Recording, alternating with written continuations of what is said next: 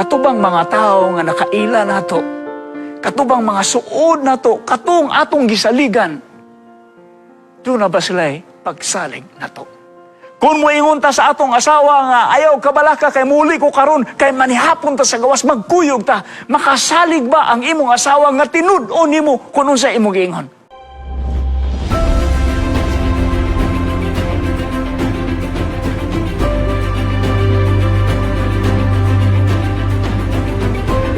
Ginoo, dako among kalipay sa imong kaayo nga gipakita namo nga pinaagi niini imo kaming gipabalik dinhi, gipahatod dinhi aron sa pagtuon na usab sa imong mga pulong. Niya ang imong anak Ginoo nagadala sa imong mensahe. Apan nangalyu po ako nga imo akong tabunan na pod karon sa imong cross nga ikaw Ginoo lamang ang among madayeg.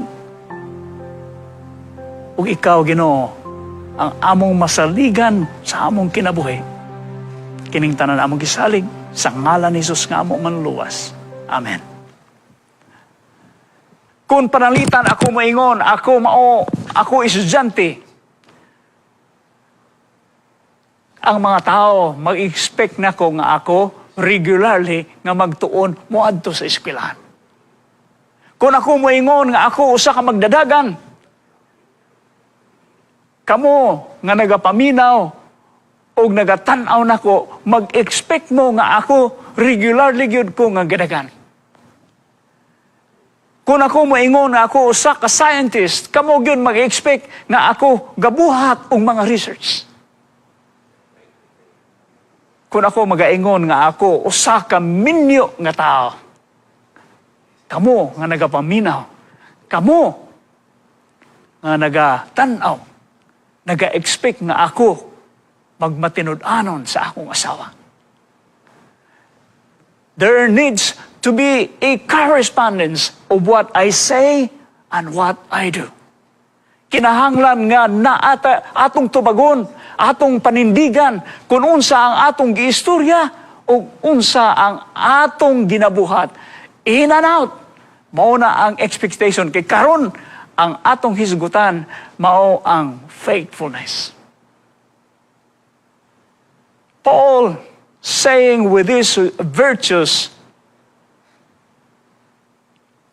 ending this day with faithfulness. Sumala sa akong ingong ganina, kinahanglan na to hatagan og inventory ang atong kaugalingon. Unsa man ning inventory? Atong susihon.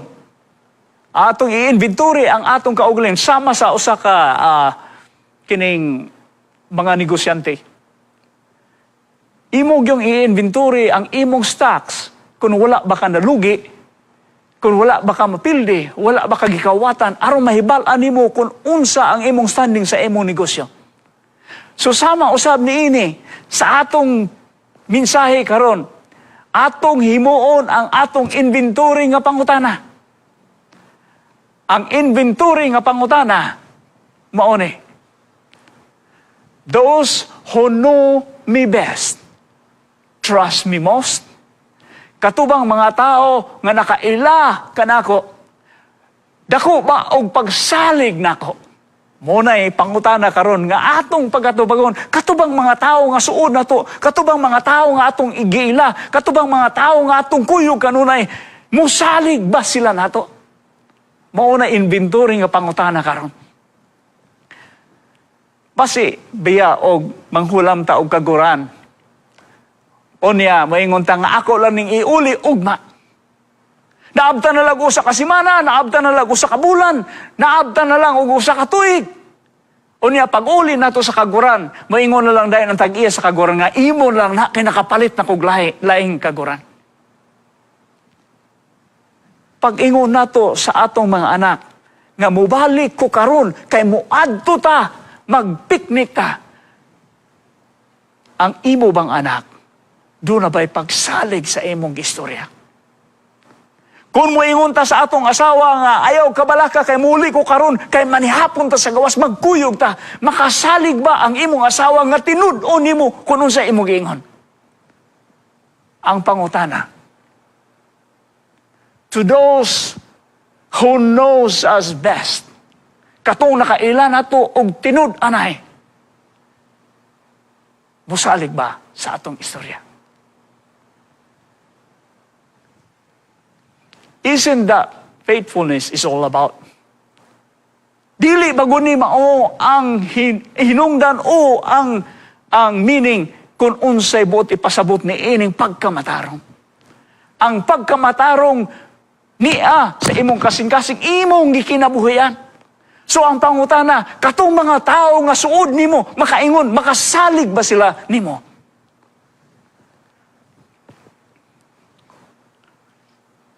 Ang atong teksto sa Galatians 5 verse 22 says, "But the fruit of the Spirit is faithfulness."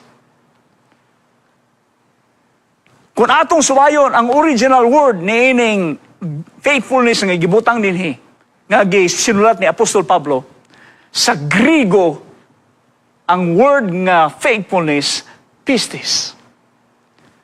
Kining word nga pistis, gigamit, gikan sa Septuagint kanang pag-translate, gikan sa Hebrew paingon sa Greek.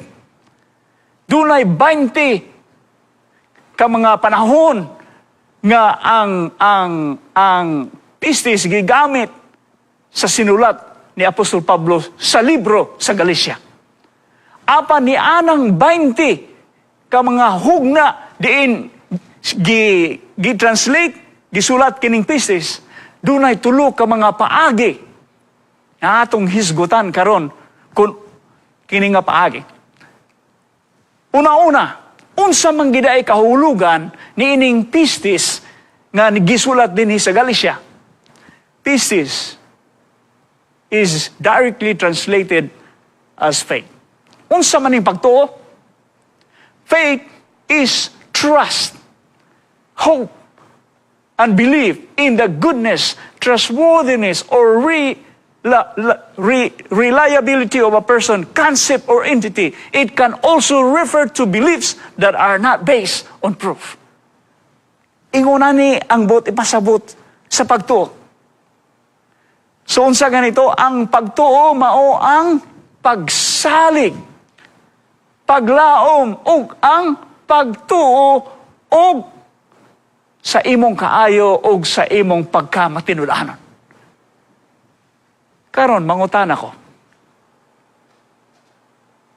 Katubang mga tao nga nakaila nato, katubang mga suod nato, katong atong gisaligan, doon na ba sila'y pagsalig nato? To those who knows us best, trust us most. Sa akong gigon, dunay tulo ka mga ways sa libro sa Galatia ang paggamit sa pistis. Number 1, pistis is translated as faith, refers to the body of belief. The belief about Jesus. Unsa man tong belief about Jesus? Sa wala pa ta ma-Adventista atong gitun-an ang mga belief sa Seventh-day Adventist. Dunay mga 27 beliefs nga atong gitun-an.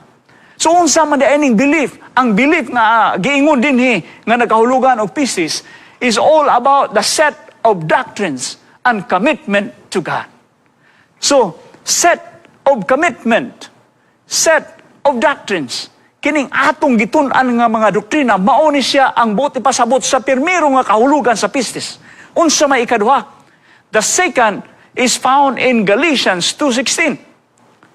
Pistis is used by the way we might say, I place my faith, my trust in Jesus.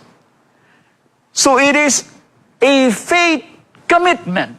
So ganina atong gihisgutan, ang pistis gihisgutan nga mao ang set of doctrines. Mao to siya ang atong mga ginasunod nga mga doktrina.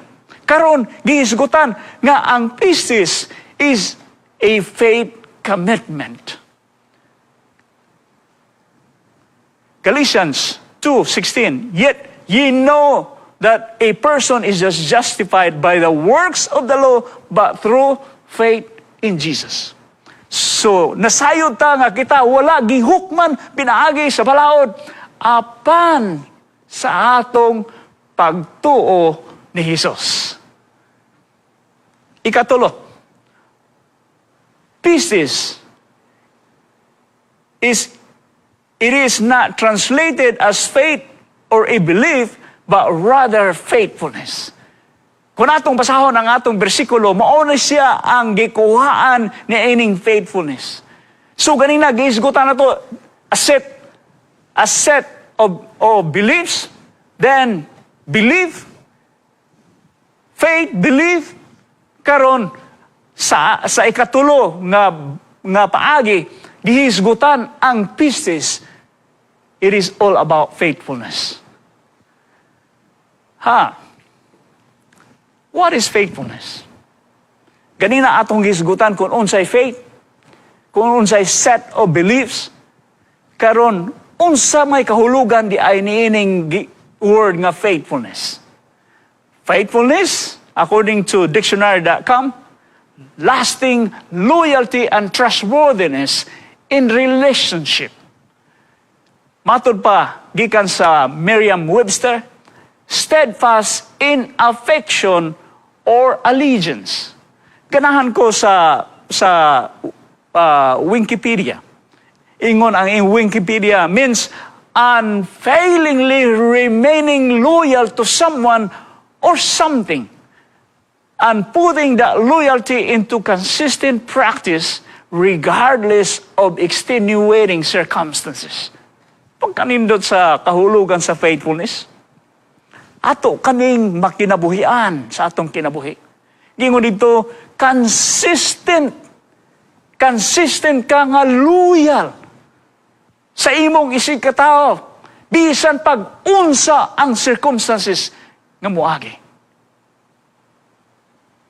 Ang pangutana, mubalik ta sa pangutana, katubang nakaila nato kaayo, nisalig ba nato? Sa sinulat ni Daniel and Eugene, ingon siya, faithfulness translate the same word which is elsewhere translated faith. It is tempting to understand this in terms of a person's relationship to God. But here, it probably includes the elements of faithfulness, trustworthiness, honesty, truthfulness, and reliability of one's dealing with others.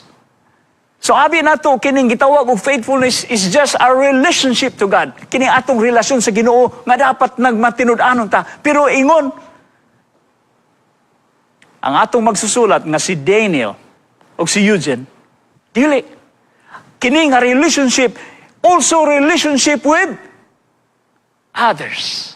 So relationship sa atong asawa, relationship sa atong mga anak, relationship sa atong silingan, relationship sa atong katrabaho, relationship sa atong komunidad. Katubang nakaila na to, pinakasuon na to, musalig ba na to? Sinulat ni William Barclay, ingon siya, the word pistis is common in secular Greek for trustworthiness. It is the characteristics of people who are reliable. Unsa man ning reliable sa Binisaya? Sa mga tao nga kasaligan, kadipindihan. So dili ka mabalaka kung imo siyang hatagan og trabaho kay nganuman, he can be dependent. He can be dependable. Kasaligan siya. Bisag unsa ang imong ibilin niya, iyang pagabuhaton. Kasaligan siya. And that is what we call faithfulness. Katapusan nga sinulat ni Walter Hansen. Ingon siya, faithfulness is the quality of keeping commandments in relationship. Pangutan unta magbalik. Katubang mga tao nga suod nimo, nakaila nimo, musalig ba nimo? In other words, we are living in faithfulness to those who knows us best, trust us most, We can talk about this in every arena of our lives.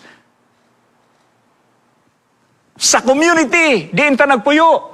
Sa atong ginatrabahuan, sa atong social network, sa atong pamilya, sa atong mga asawa, sa atong mga anak, sa tanang mga tao nga atong kaila. And we can probably talk about this more with our spouses. Are you faithful with your commitment with God? And your commitment with your fellow man? Nakahinumdum mo ani sa dihang si Abraham gisugo sa Ginoo nga ipahalad ang iyahang kaugalingong anak.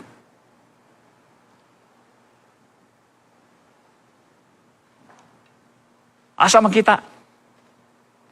Nehemiah 9:7 and 8. You are the Lord God who chose Abraham and brought him out of Ur of the Chaldeans and named him Abraham. You found his heart faithful to you, and you made a covenant with him to give to his descendants the land of the Canaanites, Hittites, Amorites, Perizzites, Jebusites, Girgashites. You have kept your promise because you are righteous. Ang Ginoo, wala ikalalis. He is the most righteous man on earth. Karon ang pangutana, kung gusto ta musunod sa Ginoo, kita nga nagpangalan nga Kristiyano, human sa ngalan ni Kristo, ato bang gisunod ang batasan ni Kristo nga mao ang pagkamatinud-anon, pagkamasaligan? Faithfulness, or are you faithful or reliable? Kahinumdum mo sa usa ka istorya nga ato makita sa libro sa Judges. Kung atong subayon ng libro sa Judges, mga kapaglaom, naghisgot ni mahitungod sa mga leaders sa una nga panahon. Dili gid sila regular nga mga leaders. They are just standing there because according to the book, wala sila'y king ni adtong panahon na unya mo pa'y pagkamatay ni Joshua. So wala gid sila'y tinuod nga leader atong panahon na. Unya ang mga tao nagabuhat kung unsay maayo para sa ilaha. So wala gid nagamando nila nga mo ni bahaton natom o ni sa ani nga panahon sa mga judges. Doon nalay mga kining mga tao nga nahimo silang influential sa komunidad nga diin sila na-assign. Si Jephthah, usa ka Gileadite and usa ka warrior. His father was Gilead, his mother was a prostitute. Dili maayo ang iyang gigikanan. Kay ano man. Gawas nga dili siya tinuod nga Gileadites nga Gileadites or dili tinuod nga Israelites. Kay ang iyahang mama dili maayo og experience siya, siguro nakit-an ra siya ang papa usa ka prostitute. Apan sa dihang gipanganak si Gilead, nagtubo siya nga wala siya kaayo tagda sa iyahang mga igsuon ug sa iyahang amahan. Busa, gipalaya si Jephthah gikan sa iyang panimalay. Unya, nagpuyo siya nga nag-inusara. Apan sa wala madugay, nakabaton siya og pamilya nga sa iyang kaugalingon.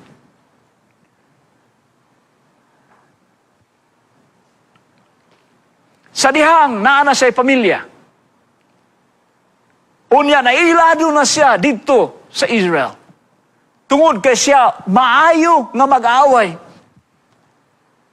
Ang iyahang mga igsoon gisulong sa ilang mga kontra sa mga Canaanites. Unya, nakahuna-una sila nga si Jephthah siguro mo'y maayo nato nga kuhaon. Himuon natong lili kumusugot siya. So sometime later when the Amorites were fighting against Israel, the elders of Gilead went to get Jephthah from the land of Tob.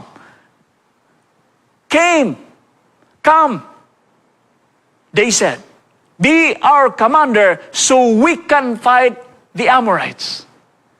Inyong hunahunaon nga atong pirmiro gisalikway siya, wala siya giangkon nga igsoon. Apa nining panahon na nga ang Amorites gasulong na sa iyahang mga igsoon, gikuha na nila si Jepta kay aron ipatabang sa ilang problema. Ingon din si Jepta, ako ning i-relate na lang ninyo. Ingon na si Jepta, di ba inyo akong gikontra? Di ba inyo kong ipalayas din sa balay? Di ba dili mo gusto nako nganong karon nga nagkinahanglan mo nako pabaliko naman ko ninyo? Ingon dayon ang iyang maigsoon, Jepta, kung musugot ka nga mamahimo na mo nga leader,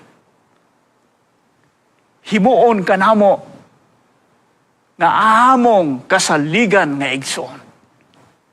Ha? Kung ikaw igsoon, gidaog-daog ka, wala ka gitagad og maayo, ni ay oportunidad diin makakuyog ka. Unsa may mong buhaton?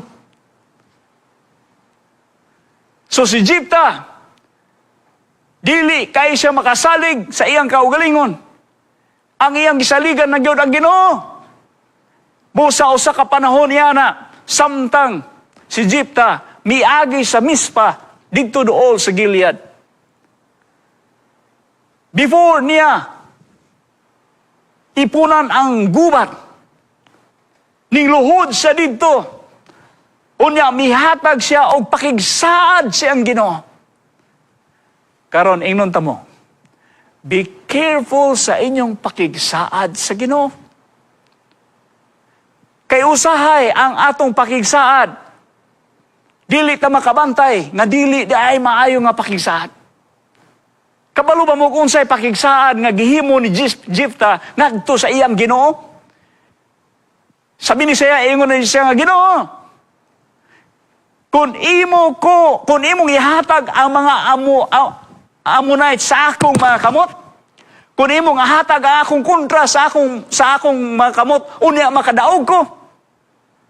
Si bisan kinsa nga mogawas sa akong panimalay, ako kining ihalad kanimo. Maayo ba nga pagisado dili? Dili maayo. Ang pakigsad nag-ingon nga bisan kinsa nga mogawas sa akong panimalay. Sayon ba ni dili? Lisod ni nga pakigsad. Dili sayon ang magpakigsaad ka sa Ginoo nga kung kinsa mogawas imong balay. Kung pananglitan, ang imong pamilya mo'y mogawas sa balay. Atong una-unaon nga sa palibot sa Israel na ining panahona, gusto sa Ginoo nga dili sunon ang mga Ammonites, ang mga Canaanites, unsa may ginahimo din nila, kay ang ilang mga anak, ilang ginahalad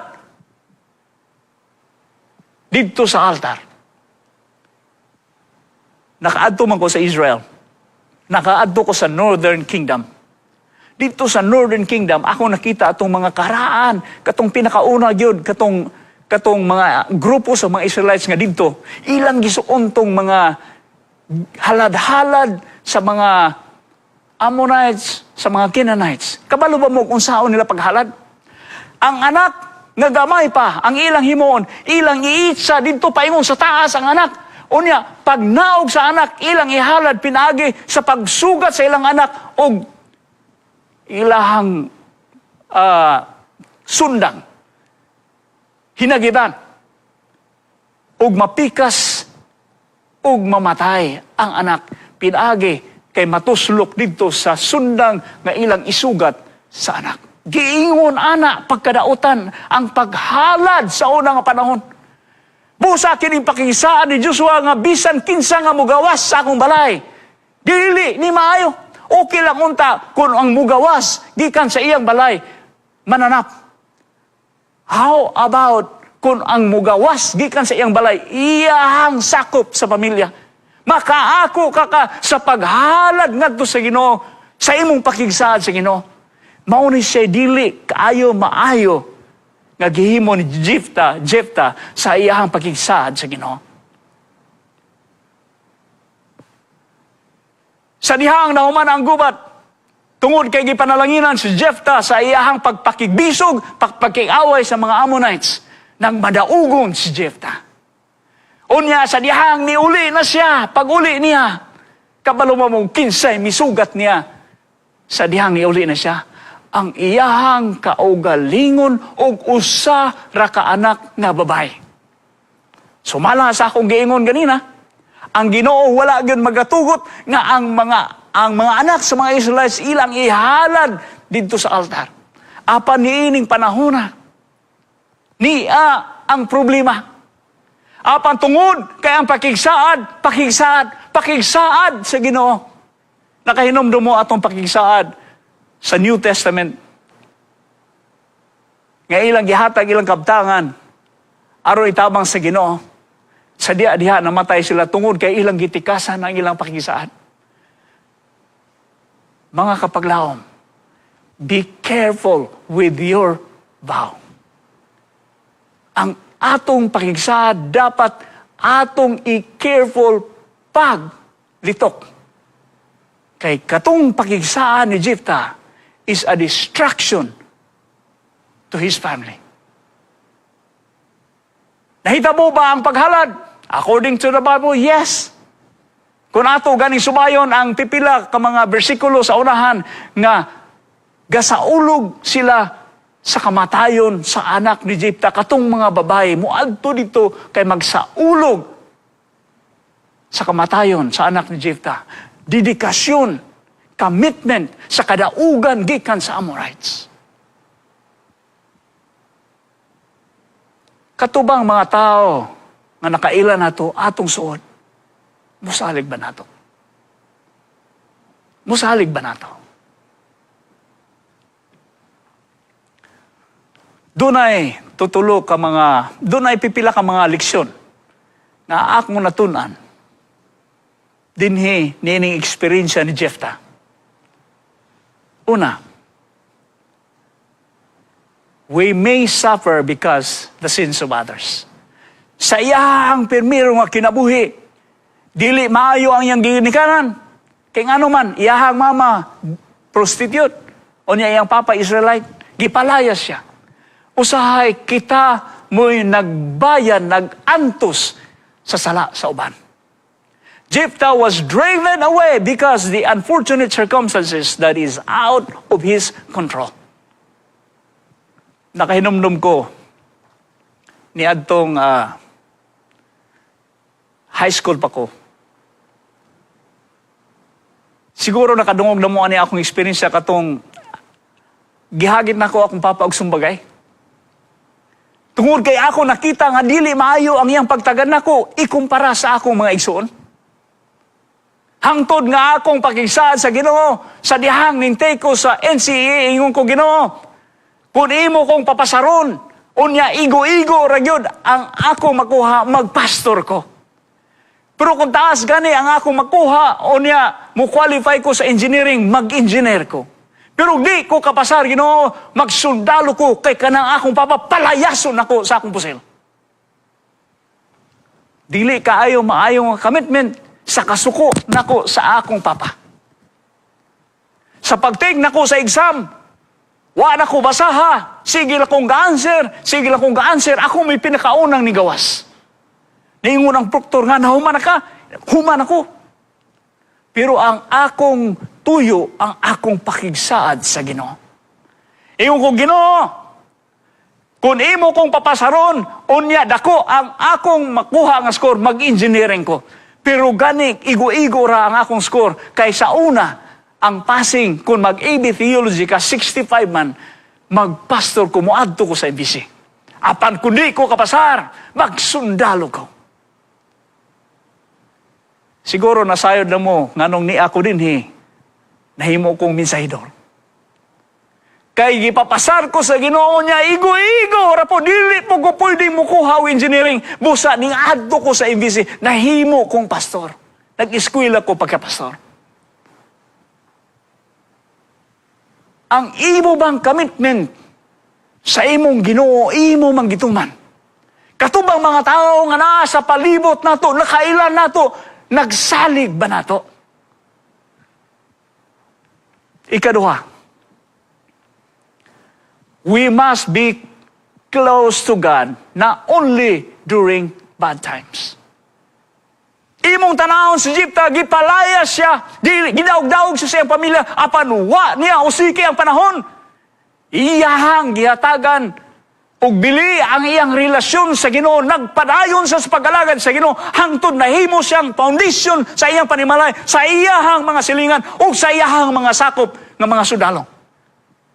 Nahimo niya ang iyahang buluhaton, kay nagpadayon siya, wa siya madiskuryo sa iyang kinabuhi, apan nagpadayon siya sa pag-alagad sa iyang Ginoo. Though treated unfairly, he remained faithful to his God. Mauna siya ang ikaduhang leksyon nga atong makuha sa kinabuhi ni Jepta. Doon ako'y amigo. Sa dihang kwartahan na kay siya. Abi di mo kung sa iyang giingon. Waan ako nagkinahanglan o Ginoo, kay nian nako tanan. Gwapog sakinan, gwapag asawa, gwapag-gwapo ang mga anak. Daghan siya kwarta, makabuhat sa bisan unsa iyang gusto. Busa, ingon siya, wa nako magkinahanglan o Ginoo. Sultian ta mo, mga kapaglaw. 3 ka bulan, gikan sa iyang pagsulti ato. Gipakitaan siya og dako kaayong leksyon sa Ginoo. Pagmatngon kung unsay atong giistorya, dapat mo coordinate kung unsay atong giistorya o unsay atong binuhatan. Katubang mga tao nga nakaila nato, nisalig ba nato?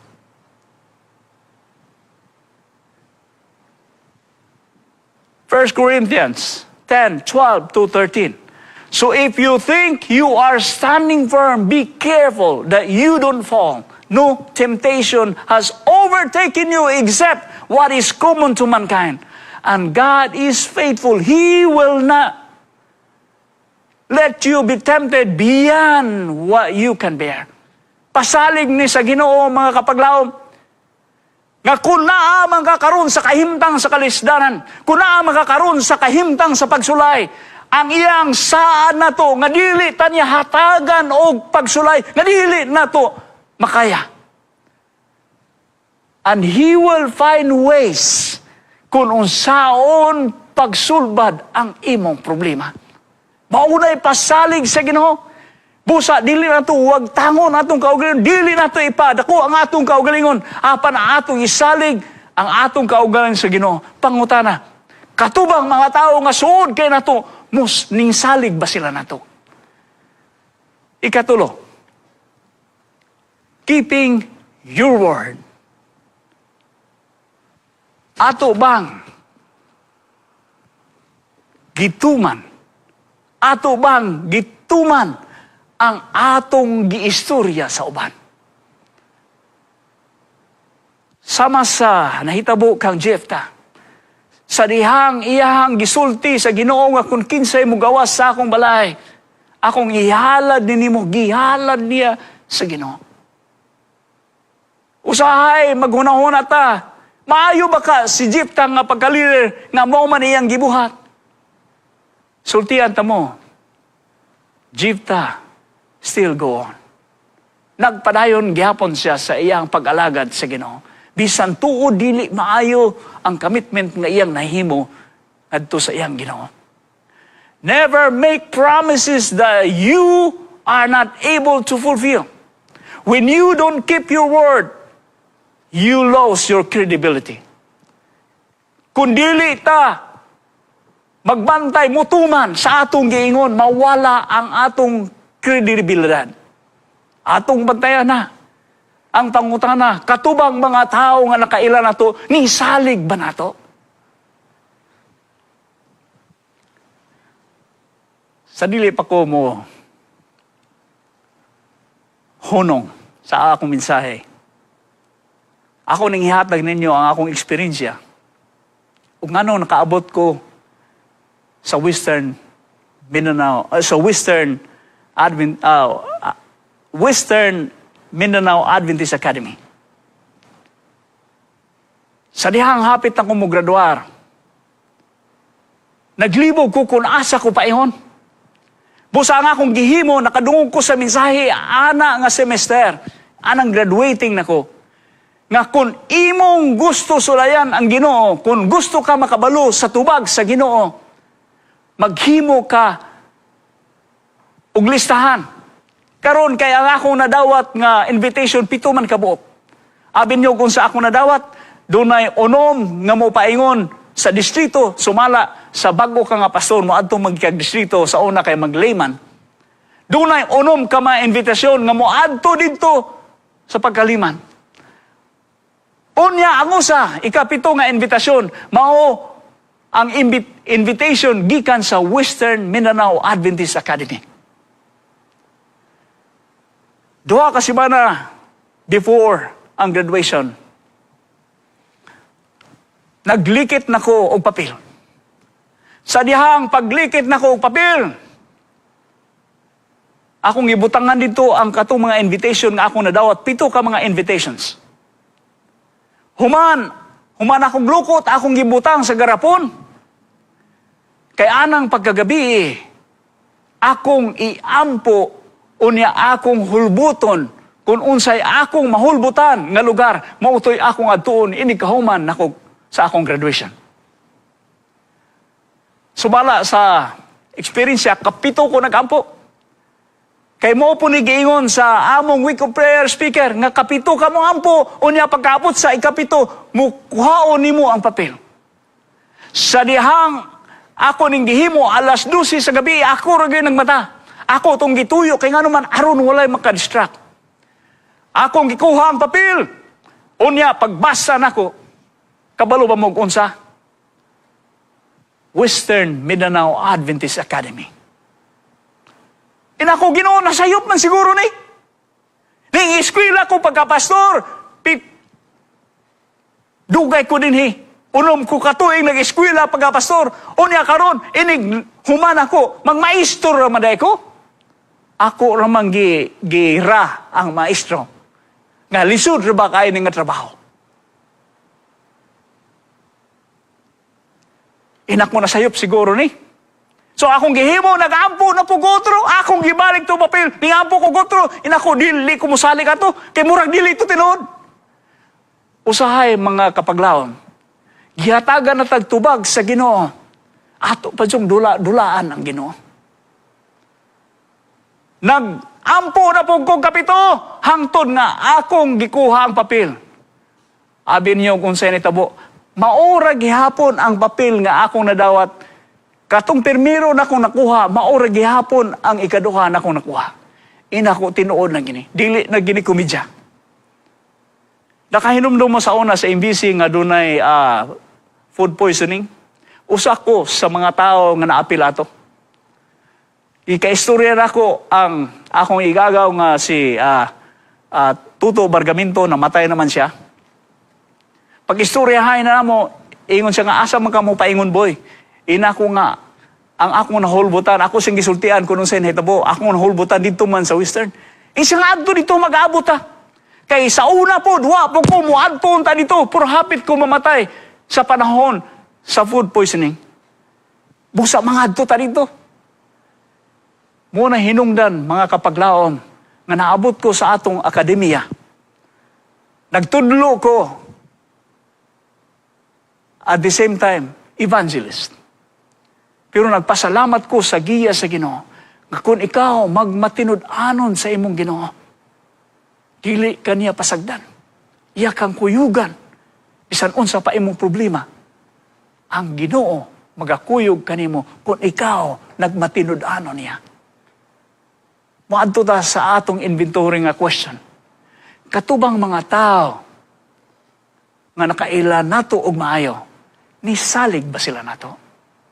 Mag-amputa. Ginoo, salamat sa mensahe na naghatag kanamo sa paglaom na mahimong maminatud-on diha kanimo. Hatagi kami ukuso, Ginoo, nga mamahimo kaming mahigugmaon sama kanimo. makabaton kami o kalipay pinaagi sa among paghandom ni anang buhi nga paglaom nga mao ikaw. Nagkalaom kami nga imo kaming hatagan o kalinaw. Imong i-develop ang among pagpaubos sa among kaugalingon. Ang among pagpaabot, ang among kaayo, ug among pagkamaayo. Ug karon Ginoo, nang liupo kami, nga imo kaming hatagan sa matinud-anon nga batasan. Na sa among pagdumala sa among pamilya, sa among pag-apil sa buhat, ikaw Ginoo malipay nga ako ang mga kapaglaom na mo nga naminaw, imong magitan nga matinud-anon sa pag-alagad kanimo ug sa among relasyon, sa among mga suod nga mga higala. Salamat Ginoo sa imong pagtubag sa among pagampo sa ngalan ni Jesus nga amo manluluwas. Amen.